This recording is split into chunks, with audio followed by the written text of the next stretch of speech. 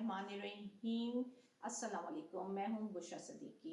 पाकिस्तान में अभी थोड़ी देर तक एक अहम डेवलपमेंट होने जा रही है, अहम अनाउंसमेंट होने जा रही है, लेकिन हम उससे पहले ही आपको खबर दे दें कि काफ लीग जम होने जा रही है पीटीआई में।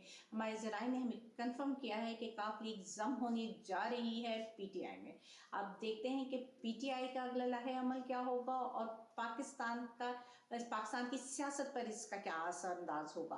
पीटीआई किस तरह एडजस्ट करती है काफ लीग को अपने अंदर, क्योंकि पीटीआई के अपने देरीना कारकुन बहुत सारे मौजूद हैं। अब पीटीआई अपने देरीना कारकुन, अपने नज़रियाती कारकुन को और अपने वफादार साथी को एक साथ लेकर किस तरह चलेगी। हमें ये भी देखना होगा कि आप पीटीआई के अंदर जो अपने ग्रुप्स बने हुए, एक डार्क ग्रुप और एक कुरैशी ग्रुप्स, तो क्या डार्क ग्रुप और कुरैशी ग्रुप्स को वो डोमिनेट कर जाएगी या फिर वो उनके साथ मिलकर चलने के लिए तैयार है।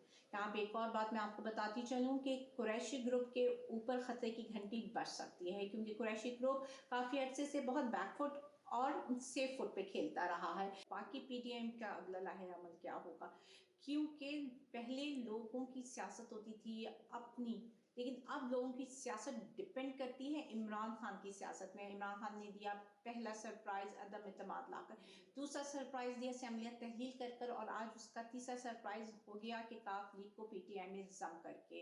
अब देखते हैं कि पीडीएम क्या लेती है। पहले होता था कि लोग अपने सियासी फैसले खुद करते थे, अपनी स्ट्रैटेजीज खुद बनाते थे, लेकिन अब वो इंतजार करते हैं कि इमरान खान क्या करता है, उसके बाद वो सोचते हैं कि उसको काउंटर किस तरह किया जाए। नून लीग वैसे ही बहुत परेशान है और उसके फरमाइशी प्रोग्राम कंपनी से ख़त्म होने में नहीं आ रहे हैं। पहले मुत्तहिदा को उन्होंने कराची की फरमाइशी प्रोग्राम डाला और अब सुनने में आ रहा है कि एक नया फरमाइशी प्रोग्राम है कि जो निगरान सेटअप है उसको जितना लंबा खींचा जा सके। अब देखना यह है कि कंपनी क्या नवाज शरीफ की ख्वाहिशात को पूरा करती जाएगी, क्योंकि नवाज शरीफ की ख्वाहिशात तो ऐसी हैं कि बड़े निकले मेरे अरमान मगर कम निकले। और अब नवाज शरीफ क्या करने जा रहे हैं।